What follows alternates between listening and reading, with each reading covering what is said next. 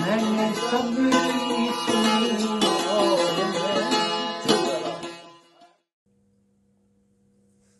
तो कहते हैं ये उस 1984 में ज़िया साहब ने जो आर्डीनेंस जारी किया था उसका तो नाम ही इम्तनाए कादियानियत आर्डीनेंस था।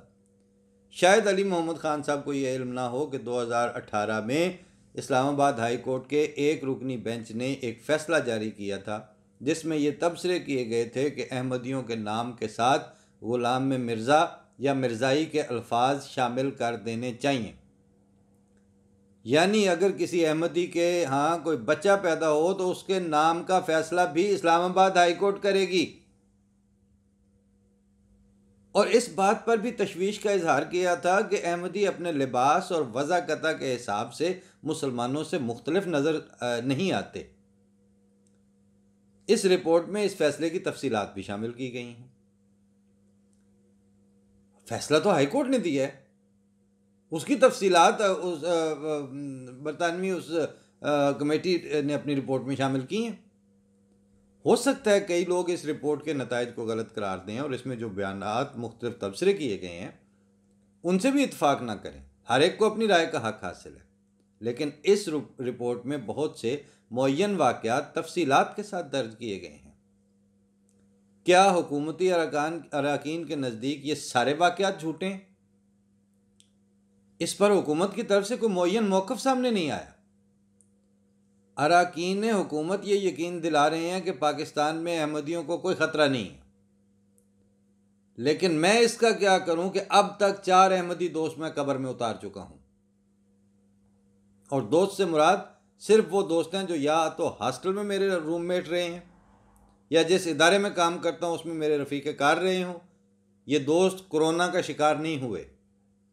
इनमें से 3 के जिस्मों को मजहबी मुनाफरत की बिना पर गोलियों से छलनी किया गया और उनमें से एक मेरा रिश्तेदार भी थे।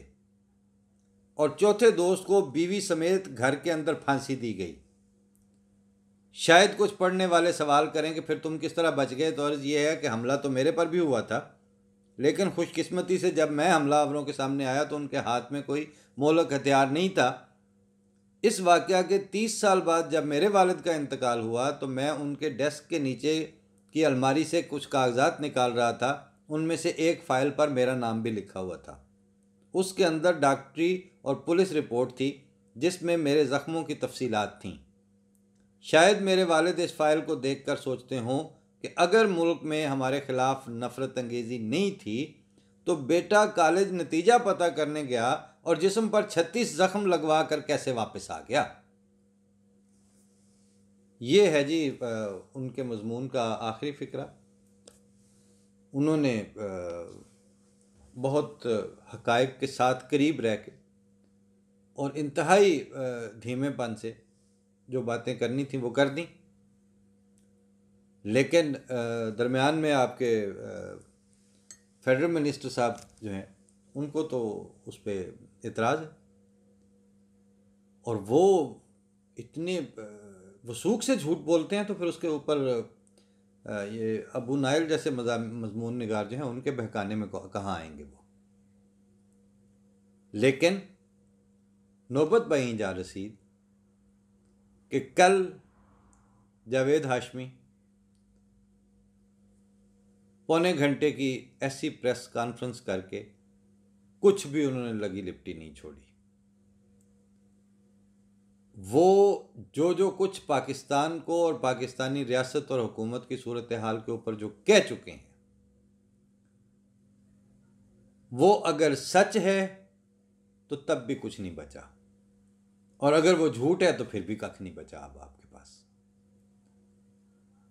अगर तो पाकिस्तान की रियासत और हुकूमत की किरदार कुशी जावेद हाशमी जैसे 71 साला सियासतदान की ज़ुबान से इस तरह वो 40 मिनट की जो प्रेस कॉन्फ्रेंस थी उनकी, वो अगर झूठ है तो बेड़ा गर्क करने वाले फिर आप खुद हैं। आपका सीनियर मोस्ट पॉलिटिशियन जो है वो इस तरह एड्रेस कर रहा है, वो आपको कोई ढकी छुपी तो नहीं है ना आपकी वो प्रेस कॉन्फ्रेंस। वो उस इंडिया के पास पहुंचनी है ना जो आपको मॉनिटर कर रहा है क्लोजली कि हो क्या रहा है, तमाशा क्या लगा हुआ है। अगर वो सच है तो फिर आपके पास आपके पैरों तले बचा क्या है इस वक्त? इसी तरह उनको छोड़ दें जी, वो कह दें कि खालिस सियासतदान है। आपकी जो मेन स्ट्रीम मीडिया के नजम सेठी, अरसा हो गया उनको, ज़रूरत पड़ने पर जेल भी भुगत चुके हैं, वज़ीर आला भी रह चुके हैं आपके इंटरिम। बाकी कैसे कैसे अपनी जगह बना के रखनी है, कैसे कैसे अपने आप को मेन स्ट्रीम में रखना, सब कुछ उनको आता है। वो बहुत बच बच के भी बात करते करते उनका जो जी मैं हम ठीक है, मुहिब वतन तो सारे ही हैं, मेरी नज़र में तो क्या गद्दारी किसी ने करनी है, सारे अपना अपना नुक्ता नज़र बयान कर रहे हैं। लेकिन वो भी कल ये फिक्रा कहे बगैर नहीं रह सके कि आइन तो अब आपके पास बचा कोई नहीं है। और वो ये भी कह चुके कि इतने ख़तरनाक सूरत हाल की तरफ आप बढ़ रहे हैं। जावेद हाशमी ने भी अपनी गुफ्तगू का इख्तिताम इसी पे किया कि अब आप, मैं कहते हैं कि मेरी आंखें जो देख रही हैं वो तो बिल्कुल इंतहाई खूनी इनकलाब है। सवाल ये है कि क्या पाकिस्तान के और पाकिस्तान में होने वाले वाक़यात को देखने, आंखों को देखने का हक वो क्या जावेद हाशमी और नजम सेठी साहब को ही है? बाकी जिनके ऊपर गुजर रही है और जिनकी हक तलफी आप सारे रोने वालों से ज़्यादा हो रही है।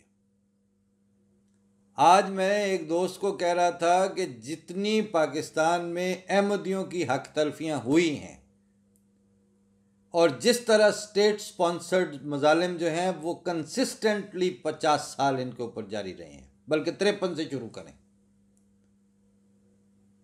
ये हौसला सिर्फ अहमदियों का है कि अहमदी एंटी स्टेट भी नहीं हुए और हुकूमत वक्त के खिलाफ भी नहीं उठ के खड़े हुए। अब ज़रा सा आपकी आवाज़ बंद हुई है, आपके तकरीर बंद हुई है, आपको वो नहीं मिल रहा जो आप चाह रहे हैं। आप तो अपने इक़्तिदार और अय्याशी की खातिर जो है वो स्टेट और हुकूमत को ललकार रहे हैं ना। हमारे तो बुनियादी हुकूक के ऊपर छुरे चलाए गए, कुल्हाड़े रखे गए।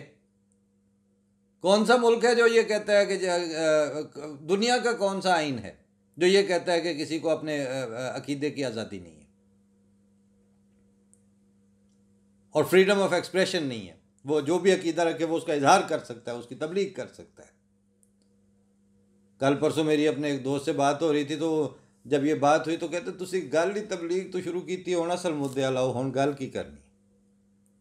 यानी अहमदी अगर अपना तारुफ एज ए अहमदी करवाता है तो ये तबलीग है।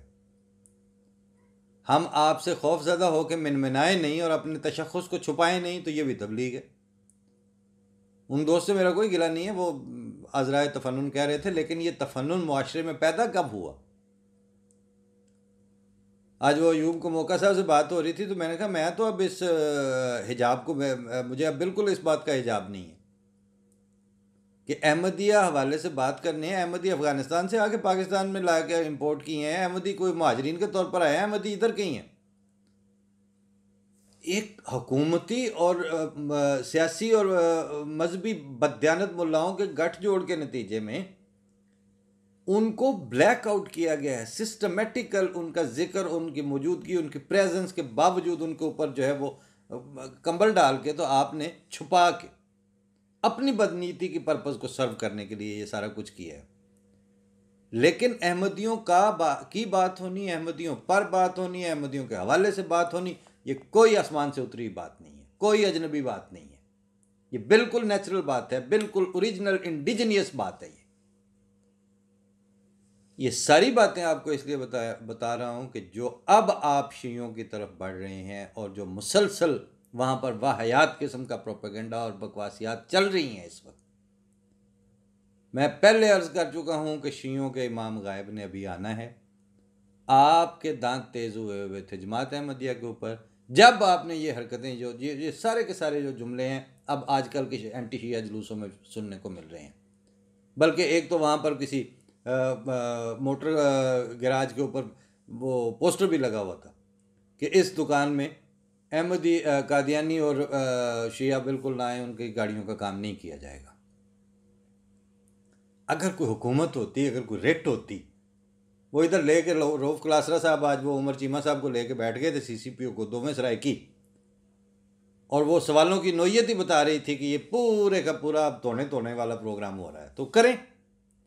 वैसे मैंने जब वो उमर शेख की बातें सुनी तो मैंने कहा अल्लाह करे ये जो कुछ कह रहे हैं अल्लाह करे ये वाकई इस तरह के हों, क्योंकि ओरिजिनल मतलब कि घरदारी के और बड़े मतलब बच्चों वाला और दर्द दिल रखने वाला, लेकिन टिपिकल पुलिस अफसर, टिपिकल पाकिस्तानी पुलिस अफसर।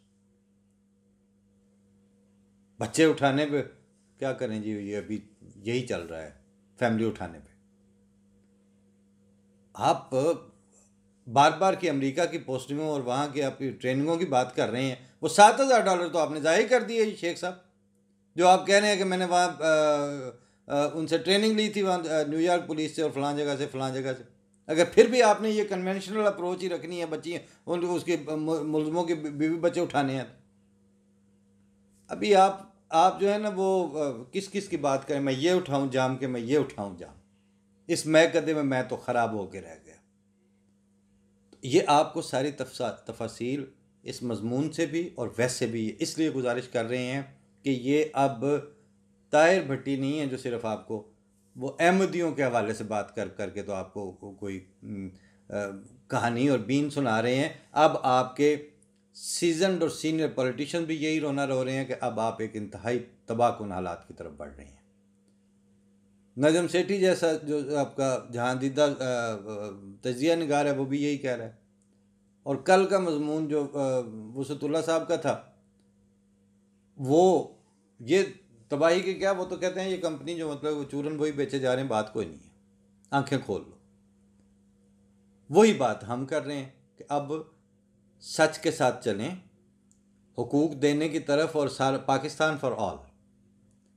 आपको एक बात बिल्कुल क्लियर बता रहे हैं कि आप चाहते हैं पाकिस्तान में इत्तेहाद बैनुल मुस्लिमीन और इत्तेहाद और फ़िरका वारियत में और हर चीज़ में कमी आ जाए। अहमदियों का मामला उसी तरह रहे, अहमदियों को काफिर करार दे के उनके इंसानी हुकूक का तबाही फेर के अपने ख्याल के मुताबिक, वैसे तो हमारा क्या जाना है। उसके बाद आप सोशियो पॉलिटिकल अमन के मुतमन्नी हैं।